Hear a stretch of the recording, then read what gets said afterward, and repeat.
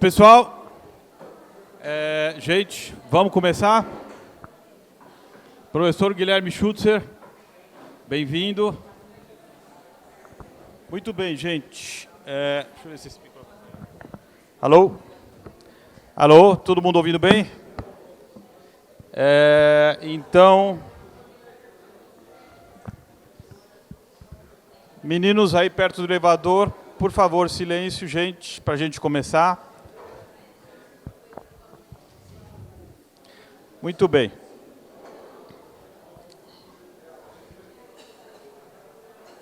Larissa? Tá aí? Kátia? Tá aqui, tá. Muito bom, gente. Bom dia a todas e todos, tá? Nós estamos aqui já no nosso terceiro dia, né? Eu vou passar a palavra para o Denis, que vai fazer a aberturinha institucional, tá? Só quero dar um aviso aqui geral para todo mundo. Banheiro, tá? Temos dois, masculino e feminino. Descendo, subsolo, aqui, tá? Pela escada, não pega o elevador. O elevador é só para acessibilidade, quem precisa, tá? Só descer um andar, tem banheiro, ou subir um andar, tá? Feminino, masculino. Tá bem? Muito bom. Denis. Gente, todo mundo me escuta legal? Bom dia a todas e todos. Primeiramente, queria agradecer imensamente à Universidade Mackenzie, na figura do Carlos, principalmente, porque desde o início do encontro, né, lá no primeiro dia, vocês estão vendo que é um passeio também pela nossa cidade de São Paulo, e a universidade ela tem cumprido um papel, principalmente por trazer esses debates do urbanismo social. Então, a gente já está no terceiro dia. A gente hoje começa a agenda com a apresentação essencial para esse debate que a gente está tendo desde o dia 2 de abril, que é a apresentação do Guia de Urbanismo Social.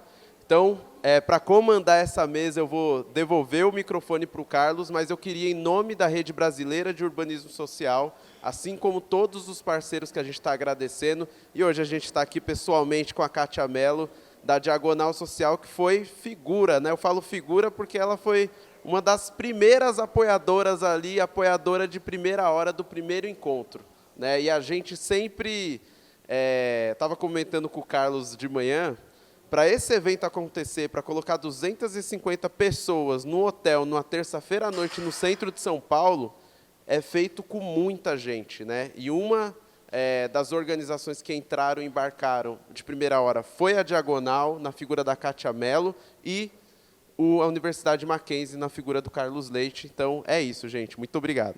Carlos.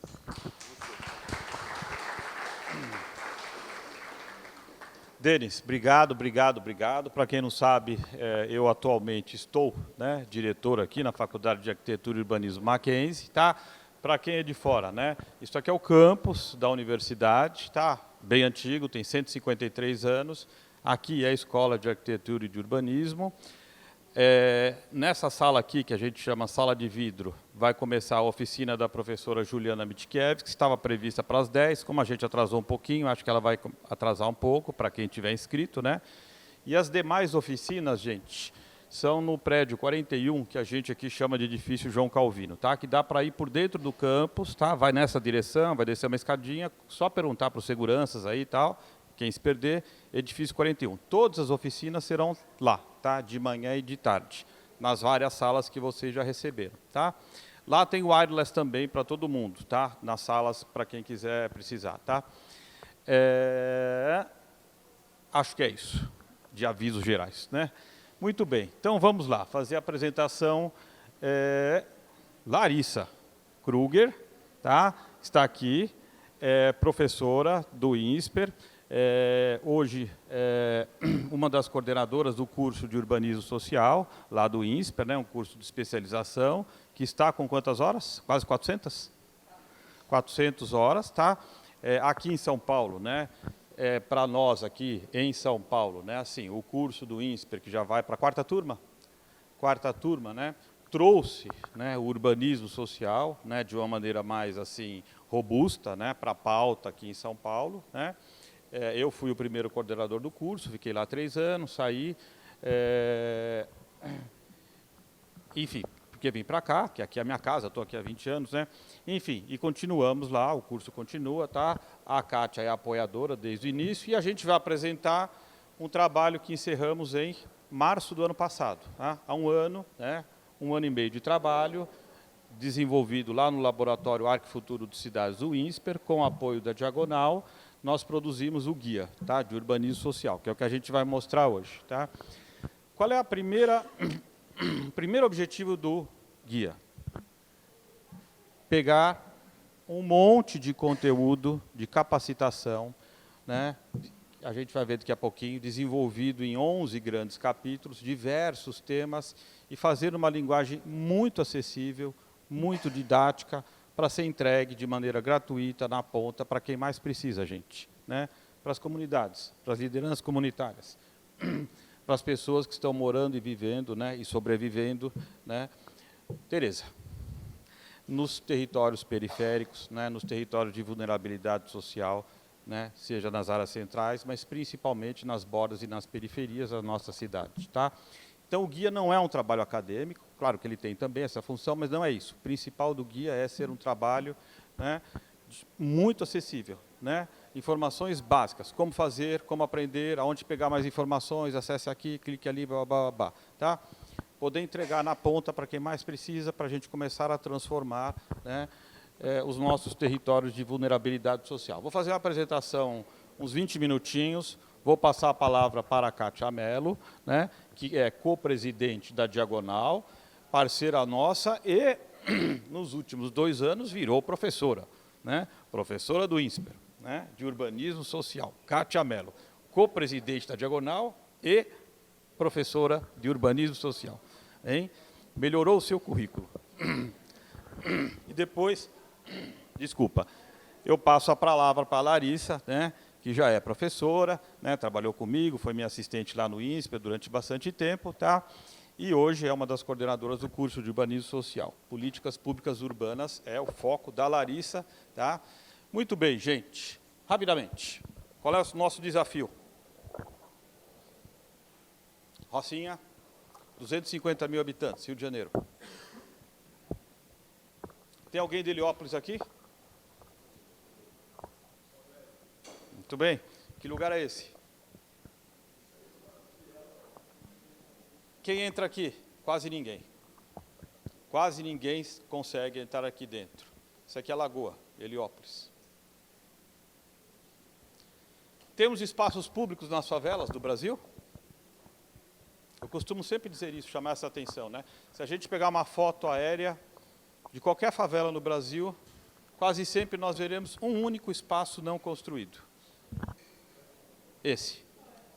Mas é um espaço público? Só entra homem, infelizmente hoje em dia quase sempre o PCC, e não tem uma árvore, né? Portanto, não há espaço de convivência, não há espaço de pertencimento, não há espaço de encontro, né? Quase. Quantas árvores a gente tem aí? E essa ficou clássica, né? Fotógrafo Tuca Vieira, 20 anos atrás, uma imagem que percorreu o mundo, tá? Foi exposta no muro da Tate Gallery em Londres. Tuca Vieira, fotógrafo. De um lado, a cidade dita formal, da classe média alta, condomínios fechados, do Morumbi, e do outro lado, Paraisópolis, segunda maior favela de São Paulo hoje, né? E aqui está um dos pais disto aqui, Jorge Melguizo. Medellín, né? Eu não vou dar aula de Medellín hoje, né? Jorge Melguizo está aqui para falar, já esteve falando com vocês ontem, né? É possível transformar aquilo que eu mostrei antes? É, né? Espaço público, orquideorama, né? Olha a qualidade do espaço público, olha a qualidade do design, olha a qualidade da arquitetura, espaço de pertencimento, espaço de encontro, espaço de convivência, né? Aqui está um dos vários equipamentos âncora, né, que fizeram a transformação de Medellín, conectando metrô, ciclovia, a comunidade, a favela, num equipamento que funciona 365 dias no ano, né? Aberto, funcionando, multifuncional, cultura, lazer, esporte, como o Compass lá no Recife, como era previsto nos nossos céus aqui em São Paulo, que infelizmente hoje estão fechados e as pessoas não podem usar no fim de semana, né? Essas ondas de calor, né? Tiveram que pular o muro e invadir para usar a piscina, sendo que na concepção original era para estar tudo aberto, né? As oficinas participativas com a comunidade local, não é assembleísmo, né? Oficinas com crianças, aqui é foto minha, tá, em Medellín. Oficinas com crianças, oficinas com mulheres, oficinas com idosos. Quais são as nossas demandas, quais são os nossos desafios, o que é que deve entrar num processo participativo, num plano de bairro, num plano de ação local, nos PUIs, os projetos urbanos integrais de Medellín, né? Não se faz nenhuma mudança em Medellín que não estivesse num PUI, no projeto urbano integral. Nada. Integração de políticas públicas, integração de todas as ações nos PUIs, nos projetos urbanos integrais, né? E durante o quê? Um pouco mais de 3 gestões, uma continuidade incrível, e Medellín passou da cidade mais violenta do planeta na década de 90, né, para um exemplo na América Latina toda de que, sim, gente, é possível transformar, melhorar, qualificar, principalmente para quem mais precisa, né? Enfim, estou resumindo em 10 minutos, 5 minutos, né? O Compass, né? Lições que vieram daí, né? Inspirações, né? Os projetos do Compass em Recife, está aqui o Paulo, né? Murilo Cavalcante, né? 3 gestões de continuidade, invejável, né? Em Recife.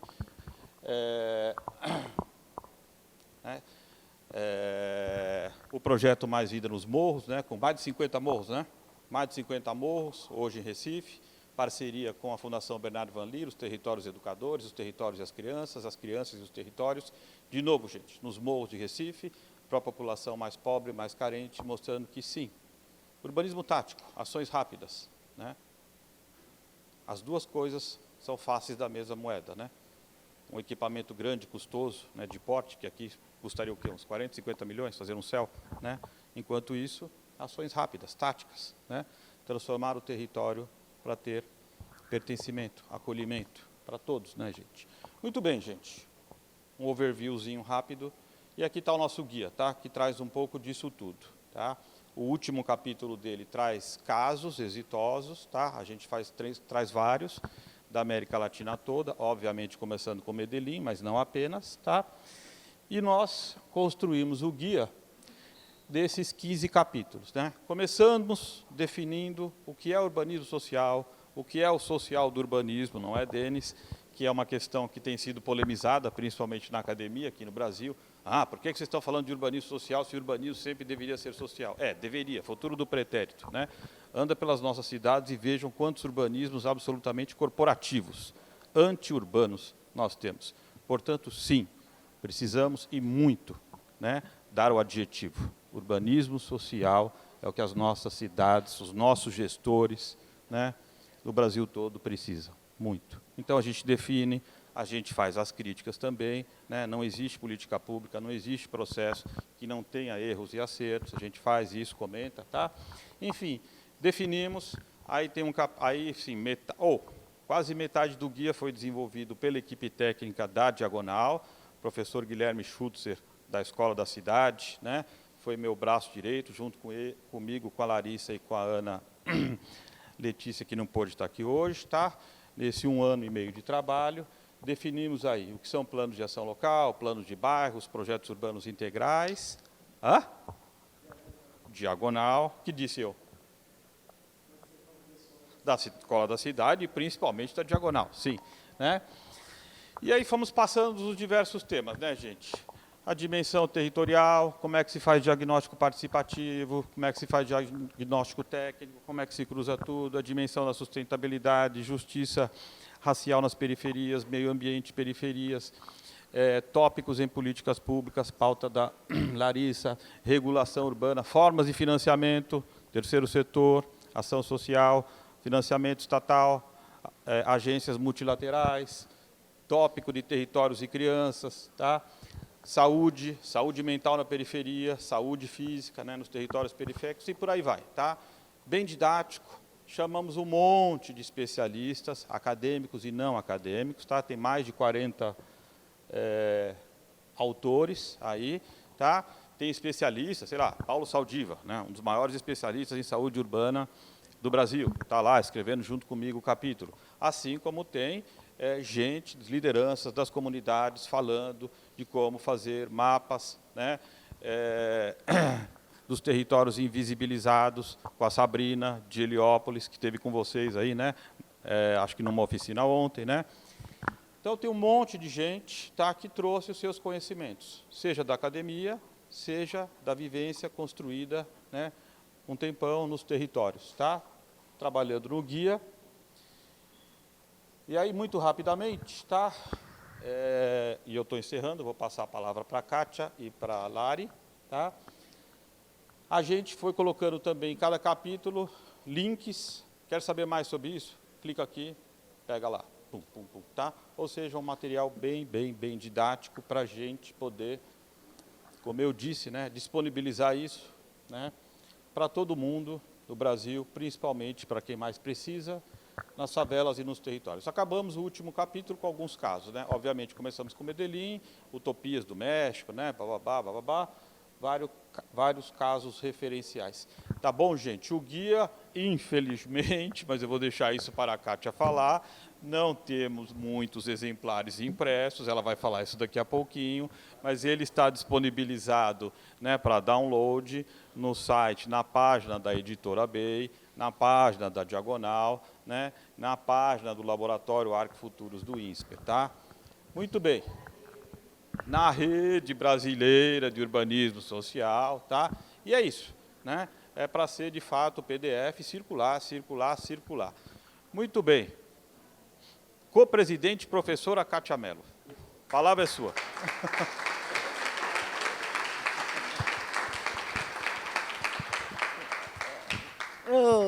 É sempre uma emoção estar com vocês. Eu não pude estar aqui na abertura, porque eu peguei uma gripe e estava sem voz nenhuma antes de ontem, né? Mas é sempre uma honra ver esse trabalho lindo que esses jovens da rede têm feito para espalhar o urbanismo social Brasil adentro.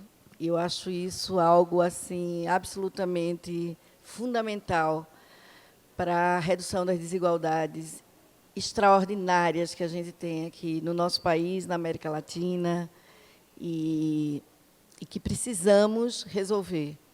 Eu acho que a gente poder ter esse espaço dentro da universidade, esse espaço dentro das políticas públicas, esse espaço junto às comunidades, para que a gente possa discutir soluções que, de fato, promova, em primeiro lugar, a transformação das pessoas, né? Que é nisso que a gente acredita, que é a partir da transformação das pessoas que a gente consegue transformar os territórios. E essa coisa tem que vir junta. E eu acho que o urbanismo social é uma estratégia que traz todas essas formas de enfrentamento que possam ser sustentáveis. A exemplo aí de Medellín, né, onde você consegue, de fato, ter grandes transformações. E a gente tem no Brasil muito boas experiências. Mas a gente tem uma grande dificuldade, que é a descontinuidade das políticas públicas. E esse fator requer que cada vez mais técnicos, gestores públicos, especialistas, líderes comunitários, organizações do terceiro setor, compreendam isso, adotem isso e incorporem isso em suas práticas, para que a gente possa garantir a sustentação de processos como esse. Porque eu acho que esse é o grande desafio. O desafio não é ter boas experiências. Nós temos boas experiências. Nós não temos a sustentação dessas experiências. Esse é o desafio. E, para isso, surgiu o guia. O guia é uma proposta, né? E, quando o laboratório nos convidou do INSPER, né? O Tomás, o Carlos Leite, para que a Diagonal apoiasse a construção do guia, nós ficamos bastante envolvidos. Está aí o Guilherme, que coordenou todo esse trabalho e toda uma equipe da Diagonal. Estou vendo aqui o Rodrigo, estou vendo algumas pessoas que trabalharam no guia, no sentido de coletar conjunto de experiências e trazer metodologias para que isso pudesse ser expandido. Esse é o grande processo, é escalar. Mas, mais do que isso, ter clareza de quais são os pontos que dão, de fato, sustentação à transformação. Para que a gente possa agir nesses pontos. Por exemplo, a governança. Daí tem a importância de todo um item relacionado à governança, porque a governança é um elemento absolutamente necessário à questão da integração das políticas públicas. Esse é um desafio imenso. Quem já trabalhou e quem trabalha no setor público sabe o quanto é difícil várias secretarias terem um propósito único. Esse é o maior desafio. E aí, como ter métodos que nos permita, de fato, desenvolver isso? Participação comunitária é outro enorme desafio. Como você garante a governança comunitária no processo? Como você empodera a comunidade para que, de fato, o processo seja continuado? Porque a gente não está discutindo aqui posições políticas, a gente está discutindo método, e está discutindo soluções que possam, de fato, serem sustentáveis ao longo do tempo e que produzam transformação nas pessoas. Porque é isso que se deseja, que, a partir da transformação das pessoas, a gente consiga ter um ambiente melhor para morar, para trabalhar, para se relacionar, para se divertir. Então, essa é a grande mudança. E aí, o guia, a gente trouxe aqui 2 guias para sortear aqui com vocês, porque, realmente, no papel, principalmente para a minha geração, o papel ainda é muito importante, vocês estão acostumados, os jovens, mas eu, sem o papel, eu fico com muita dificuldade, né? Porque ele materializa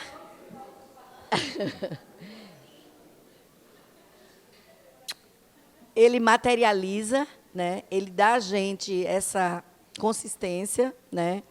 Mas a grande importância para a Diagonal é que, de fato, o máximo possível de pessoas conheçam essas práticas e possam, por meio dessas práticas, escalar elas, fazer com que elas aconteçam, mas sem perder de vista os aspectos fundamentais. E aí eu vou só, para concluir, passar para a Larissa, eu vou trazer assim, só alguns pontos de destaque. Um, eu já falei, a intersetorialidade, né? E quando a gente fala em intersetorialidade, transversalidade, a gente está falando de uma questão de integração de políticas públicas. A gente está falando de um olhar para o território integrado, que dê conta do conjunto de dimensões que a realidade traz, mas a gente está falando também de políticas que se integrem a partir do cidadão, a partir do olhar para o território, a partir das necessidades reais que aquele território tem. É a partir dele. E tudo que acontece nele é integrado. Todas as necessidades e as potências que ali existem, elas são integradas. A resposta pública tem que ser integrada. Não existe uma outra solução com a maior eficiência. As setoriais trazem resposta, mas não trazem mudança. Isso é que a gente tem que entender. Quando a gente quer transformação, a gente precisa trabalhar de forma integrada. E esse é o maior desafio. Um outro desafio muito forte, quando a gente fala em... Eu gosto de falar do gradualismo. É que, na hora em que você vai intervir sobre essa realidade, as necessidades são múltiplas, as potências também. Mas a forma de você intervir tem que ter prioridades, para que você faça o processo de transformação. Então, você precisa entender quais são as estratégias que dão sustentação ao processo de transformação. E quando se traz elementos como um equipamento âncora, que faz uma transformação no território, porque ele integra políticas e ele trabalha a transformação das pessoas, a gente está falando de um processo que vai ser continuado e que vai ter toda uma forma de ter. Então, ele tem curto, médio e longo prazo. Então, aí vem a discussão, urbanização de favela é a mesma coisa? Qual é a diferença de urbanismo social para a urbanização de favela? O Brasil, que tem tantas histórias de urbanização de favela. Desde a década de 90, a gente faz muito isso aqui no Brasil. Qual é a diferença? Isso eu vou discutir na oficina agora de tarde. Esse vai ser um dos pontos-chave da oficina, a gente poder trazer essas discussões.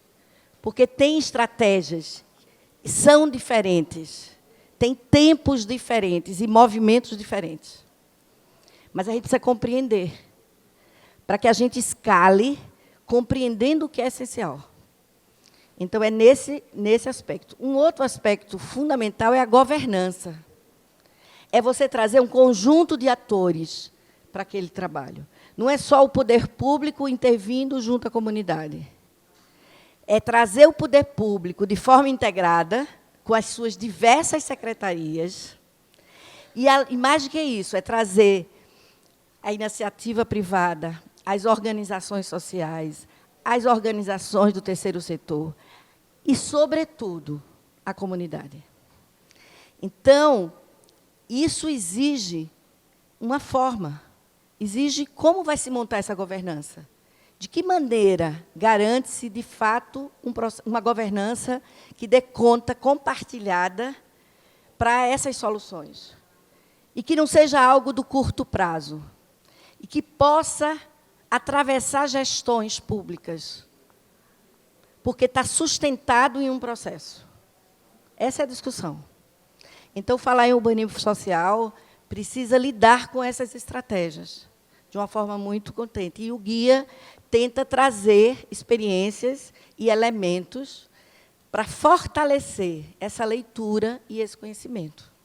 E por isso que a gente tem tanto orgulho de poder ter feito parte dessa trajetória e de estar aqui, junto com a rede, nesse movimento pelo urbanismo social e, junto com o INSPER, no curso, na formação, na pós-graduação, para que a gente possa, juntos, num grande movimento, empresa privada, poder público, universidades, terceiro setor, comunidades, líderes comunitários, a gente possa garantir um processo de transformação real.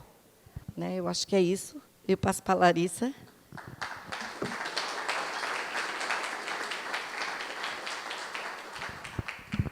O guia, ela vai sortear daqui a pouquinho, hein?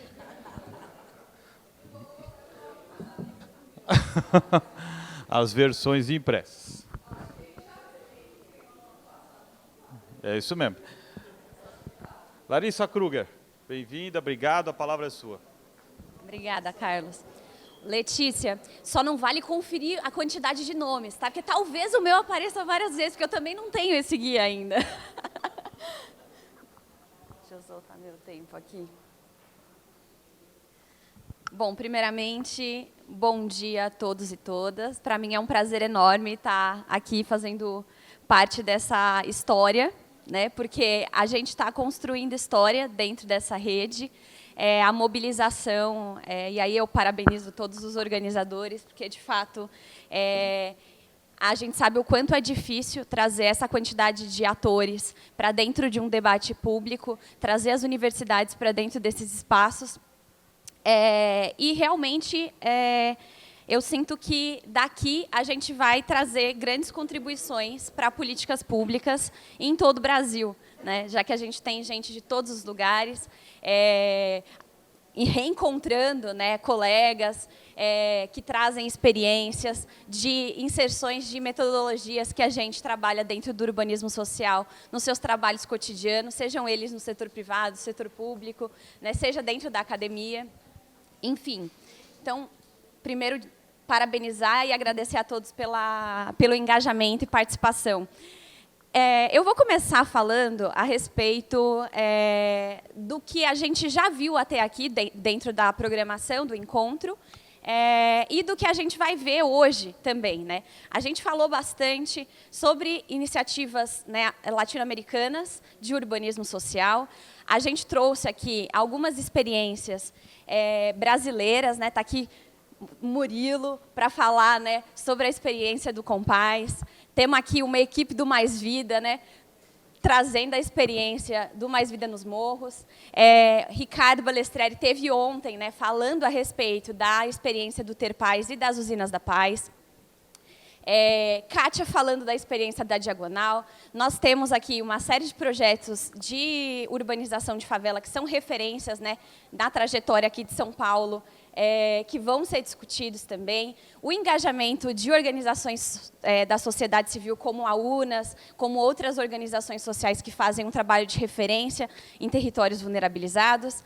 Mas eu quero trazer para vocês a questão das políticas públicas enquanto pano de fundo, para que a gente consiga discutir, né, o urbanismo social na perspectiva brasileira, na perspectiva dos desafios que o cenário brasileiro apresenta, e como a gente consegue trabalhar com esses desafios e construir, né, um urbanismo social brasileiro, né? A gente já tem essas experiências e a gente quer que elas sejam expandidas cada vez mais. Então, primeiro, trazendo aqui um conceito clássico, né, do que é política pública. Primeiro, a gente diz que a política pública é quem ganha o quê, quando e como. E uma outra definição diz que é o que o governo faz ou deixa de fazer. Por que é importante a gente trabalhar a chave do deixar de fazer enquanto política pública?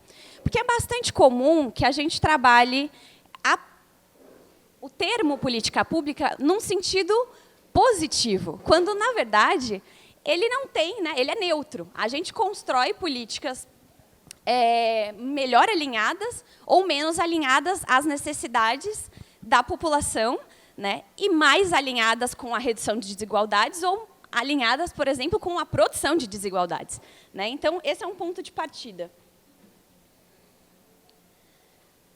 A gente está falando, quando a gente fala da política pública, a gente diz que o Estado ele não é uma caixa vazia.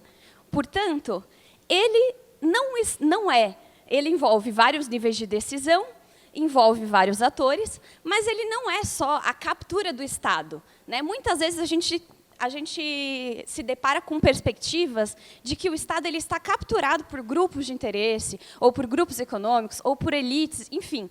Se a gente trabalha na chave de que o Estado ele é, por si só, capturado, a gente perde a chance de trabalhar dentro da estrutura do Estado. E eu sei que muitos de vocês são gestores públicos e sabem da importância que o papel de vocês, enquanto gestores, né, enquanto ativistas burocráticos, né, conseguem fazer dentro da máquina pública.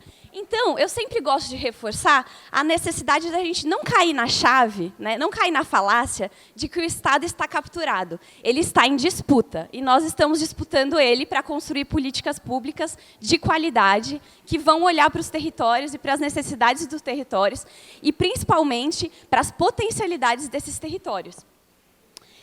Ele também são as regras formais e informais, que vão moldar os comportamentos dos atores, né? Então, as pessoas, elas estão dentro do Estado e as pessoas, elas têm sentimentos, elas têm preferências, né? A gente tem pessoas que a gente gosta mais de trabalhar, gosta menos de trabalhar. Então, saber que o Estado também é convivência, o Estado também é parceria, né, é abrir portas ou fechar portas, é essencial para a gente construir projetos integrados, né, principalmente dentro dessa chave de disputa de orçamento, né, Kátia?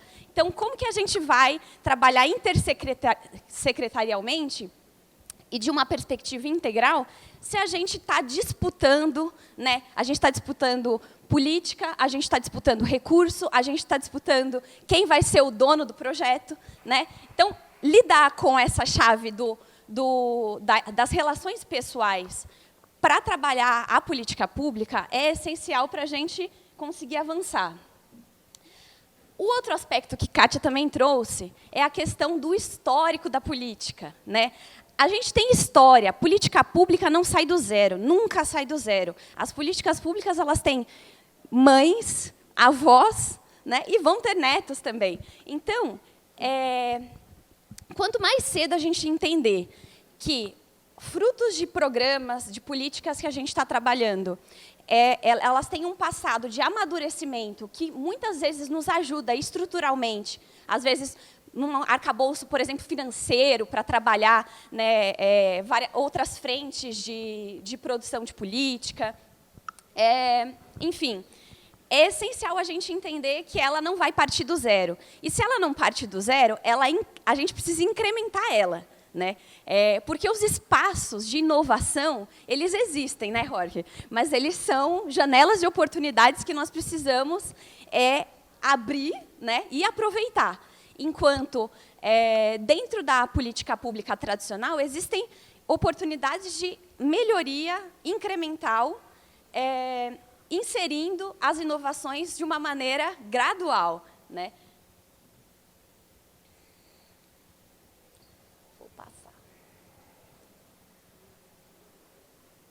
Aqui, acho que a Kátia falou um pouco sobre isso, né, a perspectiva do urbanismo social de trabalhar a integração e, ao mesmo tempo, ele versus a política setorial. Né? Então, de fato, nós temos uma série de políticas de referência em área de infraestrutura, de provisão habitacional, de mobilidade, enfim, de segurança, mas que, se não trabalharem numa perspectiva integrada, elas são incompletas. Né? Então, o urbanismo social está justamente tentando construir essa costura entre as áreas. E aqui alguns desafios. Né? Então, como eu comentei, o histórico da política, que, de alguma maneira, molda, né, como que a gente consegue avançar nas soluções para aquele problema. Então, um exemplo clássico. Né? Por que a gente não consegue trabalhar outras perspectivas de habitação, Denis, como a melhoria habitacional, dentro da política habitacional? Porque existe uma resistência por uma série de fatores, né, que vão trabalhar na linha de produzir unidades para venda, né, com um grande subsídio, e que trabalham um pouco a chave da melhoria habitacional. Mesma coisa com locação social. Enfim, então, a história da política e os arranjos da política vão pressionar para que as coisas continuem do jeito que são. Né? Então, ponto na história. Próxima questão, aí falando sobre o caso brasileiro. Né? Nós somos um país federalista, né? E nós somos um país federalista que compartilha responsabilidades na produção da política pública. Isso significa que o governo federal ele tem um orçamento, ele tem as diretrizes para implementar a política, e quem implementa lá na ponta são estados e municípios, principalmente municípios. Né? E esses municípios eles nem sempre têm recursos. Então, qual é o incentivo para que o governo federal faça os municípios implementarem políticas? São as induções federativas. Né? Então, o governo federal vai descentralizar recurso de uma maneira trabalhada dentro de regras que ele vai estabelecer para que a política pública tenha uma qualidade estabelecida ali dentro daquele arcabouço teórico. Né? Então, quando a gente trabalha a indução federativa, a gente precisa entender que, uma vez que o governo federal tem recurso, ele vai ser um ator essencial para a gente pensar a política pública, ainda que ela seja implementada pelo município. Certo? O município nem sempre tem a capacidade, tanto a capacidade administrativa, né, quanto a capacidade financeira de subsidiar uma política. Então, a gente precisa ter um trabalho de conscientização das 3 esferas de governo: municípios, estados e o governo federal. Vou passar aqui rápido, porque não temos tanto tempo. E a Kátia já mencionou algumas coisas. Outra coisa que eu sempre gosto de trazer, tem um ditado, né? De boas intenções, tem um lugar que está cheio. Né? A gente precisa distinguir o que o governo pretende fazer, o que ele diz que vai fazer, o que ele diz que vai fazer nas conferências, o que ele diz que vai fazer nos conselhos, o que ele diz e o que ele de fato faz. Né? Então, vamos trabalhar a perspectiva do planejamento, mas vamos trabalhar a perspectiva da implementação. Aqui, Kátia também já trouxe, então vou passar rapidamente. A questão do planejamento também estar centrado no cidadão. Então, não adianta a gente planejar e construir um plano integrado incrível, Kátia, e ficar 2 anos entre processo de diagnóstico, o SEI está correndo solto, né? 1 milhão de encaminhamentos dentro do processo interno de prefeituras, governos, etc. Não chega uma obra de pavimento na comunidade. Quem que consegue continuar acreditando, né, num projeto que pode ser maravilhoso se a gente não tem essas entregas? Então, trabalhar sempre a perspectiva de curto, médio e longo prazo, trabalhar sempre a perspectiva de alta, média e baixa complexidade, para a gente garantir tanto a legitimidade quanto construir essas relações de confiança, né? E aí eu trago a questão dos equipamentos âncoras, porque é essencial a gente dizer que os equipamentos âncoras são parte da política de urbanismo social, mas eles não são a política de urbanismo social. É necessário, né, todo um trabalho de escuta ativa, né, e contribuição e participação ativa das comunidades para garantir que esse equipamento âncora não seja um equipamento de política setorial. Então, nós temos excelentes exemplos aqui, né, de equipamentos que atendem comunidades, mas que não fazem esse trabalho, né, o trabalho mais amplo, que é, por exemplo, quando o Ricardo traz a experiência do Ter Paz, que bebe nos compais, e traz a mobilização antes do equipamento âncora, né, para manter esse engajamento com ou sem o equipamento âncora, certo?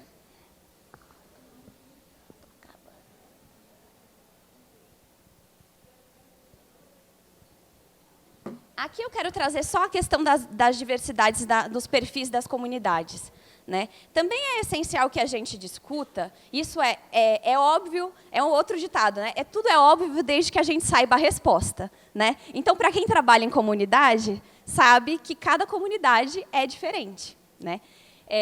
Mas é importante a gente trazer esse aspecto, né? Porque a gente não consegue carimbar soluções de uma comunidade para outra.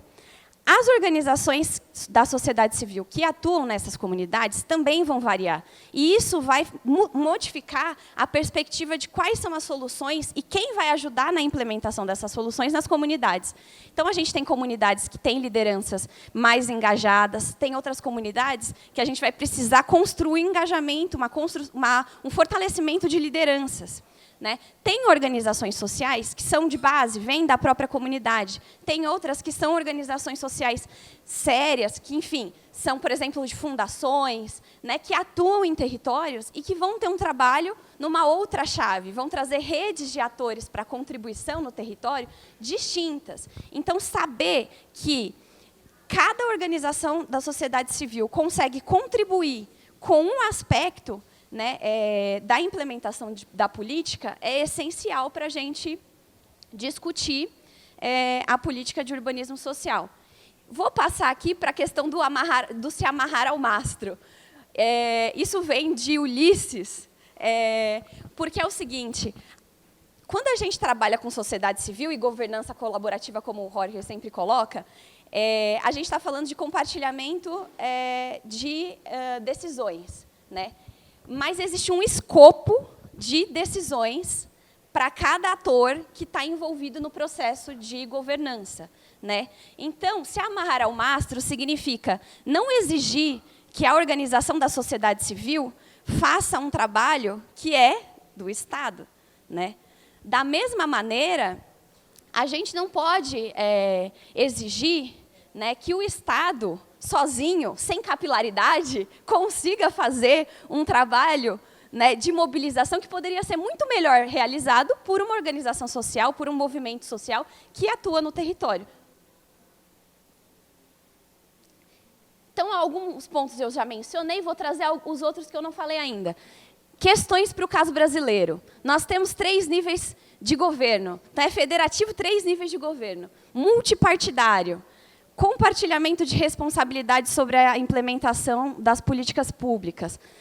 Cada prefeito e governador tem autonomia e podem ser ligados a partidos distintos, ou seja, podem não querer colaborar, né? A gente tem uma tradição em trabalhar a entrega da política pública por agentes não governamentais. Então, você tem, na política de saúde, um contrato de gestão num hospital, numa UBS. Na assistência social, a gente tem centros de criança e do adolescente, que são organizações da sociedade civil, creches, a mesma coisa. Enfim, nós temos um trabalho já realizado, né, com essas organizações sociais. E isso precisa ser considerado também. Essa questão que eu deixei em negrito, do compartilhamento de poder, que é muito forte no caso brasileiro. E aí eu digo compartilhamento do poder numa perspectiva ampla. Eu estou falando de compartilhamento orçamentário. A União tem recurso. O Executivo Federal tem recurso. O Legislativo Federal tem recurso. O Executivo Estadual tem recurso. O Legislativo Estadual tem recurso. O municipal tem recurso. E isso é essencial para a gente entender quem são os atores que a gente vai chamar para a mesa. Não adianta a gente trabalhar apenas o executivo. Nós temos que trabalhar todos os atores que compõem o Estado. Os 3 níveis de governo, traz para a mesa, trabalha a perspectiva dos territórios e dos agentes que atuam nesses territórios. Para finalizar. Estou voltando. Aqui as questões das oportunidades. Eu tive com o Jorge lá em Medellín, aproveitei 10, 12 dias em Medellín. E um dos meus questionamentos era exatamente as oportunidades do nosso caso brasileiro. E eu acho que a principal oportunidade que nós temos é justamente o nosso maior desafio, que é o compartilhamento de poder. Ou seja, a gente tem um ecossistema de organizações da sociedade civil extremamente sofisticado. Parte dele tem a capacidade de mobilização social, que são os movimentos sociais, que estão em conselhos de políticas públicas, estão em conselhos de orçamento, estão em conselhos participativos, que a gente pode mobilizar. Parte desse ecossistema de organizações são ligados a grandes empresas e atuam com a área de educação, com a área do desenvolvimento local, né? Nós temos aqui em São Paulo 2 territórios de urbanismo social que foram propostos por organizações da sociedade civil, né? Fundação Alana, o Instituto Alana e a Fundação Tite Setúbal. Com essa capacidade, né?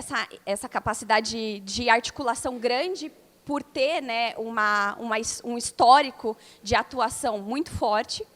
Nós temos, como eu mencionei, essas organizações da sociedade civil que trabalham na implementação da política, na política de assistência social, na política de saúde. Até mesmo a gente tem um trabalho que poderia ser... Já estou acabando. Um trabalho que poderia ser mais discutido nessa perspectiva de intersetorialização, né, de integração entre políticas. Então, eu acho que o meu desafio aqui para a rede, e aí eu também me coloco à disposição para a gente construir isso para o próximo encontro, é a gente trazer essas organizações sociais que estão implementando na ponta, seja via serviço público, via acesso ao fundo público, seja via investimento privado com impacto social, para dentro desse espaço. Porque se eles conseguirem entender a vantagem, né, a possibilidade de ampliação de impacto dentro da perspectiva do urbanismo social, a gente vai conseguir trabalhar muito mais tanto a metodologia quanto as políticas de urbanismo social pelo Brasil. Parei. Posso? Cadê quem? O Carlos não está aqui. Então eu vou falar. Última coisa, gente, fazer 2 propagandinhas. Nós estamos montando, né, Carlos?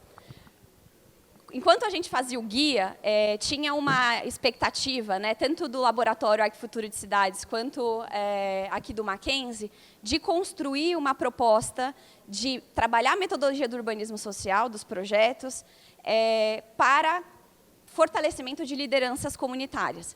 Então, nós estamos propondo, né, esse é um curso de extensão, vai ser em junho, isso. Ainda não abriu inscrições, mas já deixo aí de pré-aviso, né? A gente quer muito que seja uma primeira edição, e de muitas, né? Para a gente construir, de fato, esse fortalecimento das metodologias. E aí eu me coloco à disposição, coloco a pós-graduação, né, em urbanismo social, o Laboratório Arquifuturo de Cidades à disposição, caso alguém tenha alguma dúvida, queira conhecer mais, tem as redes sociais, tem newsletter para que vocês conheçam as produções.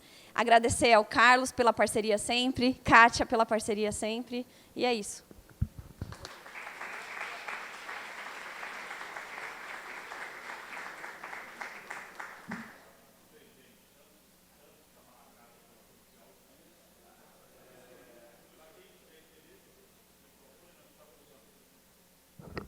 Então, né, nós temos aqui, falando de capacitação em curso, né, tem um curso do INSPE, que já vai para a 4ª edição, é um curso de especialização. Está funcionando? Tá? E nós vamos lançar agora, no final da semana, sexta-feira, devemos divulgar, tá, um pilotinho, tá, um curso de extensão de capacitação em urbanismo social para lideranças comunitárias em São Paulo, um curso de 24 horas, gratuito, numa parceria nossa aqui da FAO Mackenzie, com a Diagonal, com o Laboratório Arquifuturo de Cidades e com, a Anderlice está aí, né, a Fundação Tid Setúbal e também com a GIZ, tá? Agência alemã que trabalha com sustentabilidade urbana, que hoje em dia está fazendo um trabalho muito bacana em parceria com a Secretaria Nacional de Periferias, lá com o Flávio, né, tá? Muito com o Guilherme. Muito bem, gente. Então, final da semana a gente divulga, passo também aqui para o pessoal da rede e vai ser bacana também. Kátia Mello, para encerrar nossa sessão e começarmos as oficinas, né? Letícia, é com você? Então vai lá. Bom, todo mundo colocou o nome, aqui todo mundo que quer participar do sorteio. Nossa. Então, vamos rodar a lista mais uma vez, eu acho que é bom. Enquanto isso, enquanto vocês vão assinando, eu vou ali ligando o sorteador, tá bom? Você cuida disso? Me ajuda com isso, por favor? Nossa Senhora. Eita, faltou mais gente. Pessoal, como que ela chama? Como que ela chama? A Laís. Laís.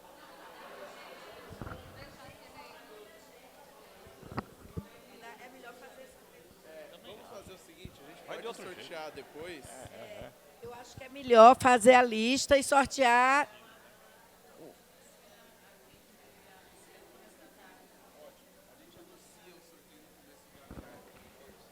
As pessoas que não assinaram, vem aqui para assinar.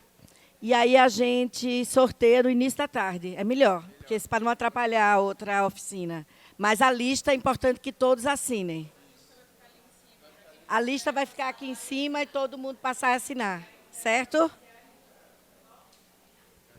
Gente, aproveitar aqui a Kátia e o Carlos. E Letícia, minha amiga, chega aqui perto para dar mais uma explicação da oficina. Lotamos mais um auditório para falar de urbanismo social, né? Desde o começo, gente, só um minuto. Desde o começo, né, desde o dia 2 de abril, a gente está nessa cidade falando de urbanismo social. A gente lotou mais um auditório. Queria agradecer Kátia, queria agradecer Carlos. Essa rede, o nome já diz, é uma rede, né? Ela está sendo construída com diversas pessoas e organizações. O que legitima esse debate é o que está acontecendo aqui agora. Então, eu não queria agradecer por LinkedIn, Instagram. Em nome da Rede de Urbanismo Social, agradecer esses dois, agradecer esse lugar que nos recebeu, assim como tantos outros lugares, e agradecer mais uma vez quem está aqui. Agora a gente vai se dispersar um pouquinho nas oficinas, mas muita gente deixou o trabalho ali, a família, para vir para a nossa cidade para falar e discutir urbanismo social. Então, muito obrigado Eu vou passar para a Letícia para ela explicar um pouquinho a dinâmica da oficina para ninguém se perder.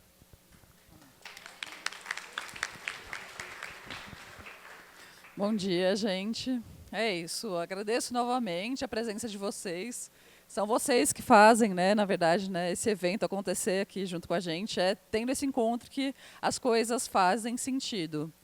Agora a gente vai se encaminhar para o prédio 41, aonde vão estar acontecendo as oficinas. As oficinas, as salas, né, como eu disse ontem para algumas pessoas que ainda estavam, elas têm um limite, né? Muitas das pessoas vão estar participando aqui como organizações, falando, né, sobre os temas que vão estar propostos nas oficinas de trabalho.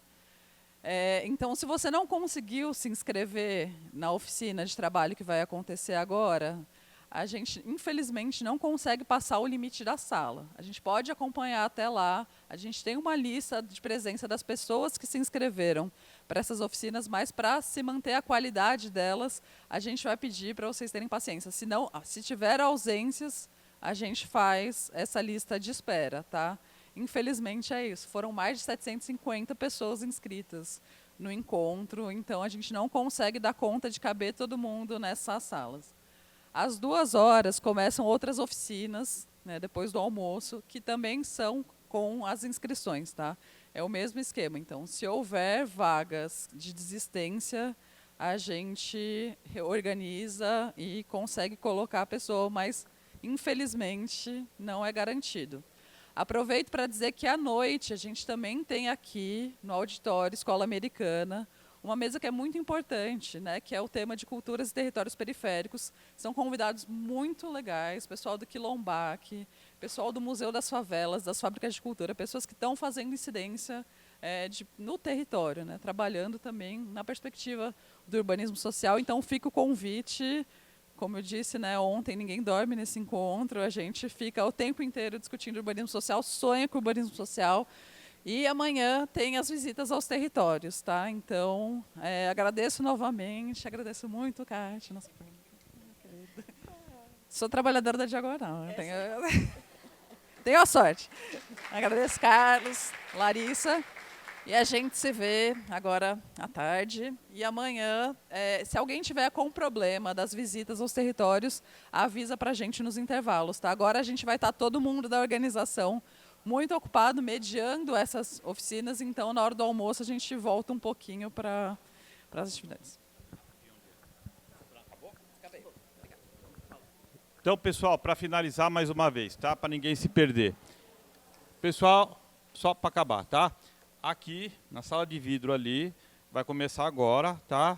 A oficina, o workshop com a professora Juliana Mickiewicz, Design Thinking, tá? Todas as outras oficinas, gente, tanto agora de manhã quanto à tarde, são aqui dentro do campus, no edifício João Calvino, prédio 41, tá? É só sair daqui e nessa direção aqui, vai descer uma escada, subir a escada, é o último edifício, tá? Que dá para Consolação. Quem quiser voltar à tarde e entrar pela portaria de lá, que é do lado do metrô Consolação e Higienópolis, dá para entrar também, o nome de vocês está lá na portaria. Beleza? Então, fora a oficina do Design Thinking que é aqui, todas as demais serão lá o dia inteiro e à noite, às 19h, tá, o encontro Cultura e Territórios, né? É isso? Cultura e Territórios será no auditório que também fica no meio do caminho daqui para lá, que é o da Escola Americana, tá? Qualquer coisa é só perguntar para os seguranças que tem aqui no campus. Beleza, gente? Obrigado e bom trabalho para todo mundo.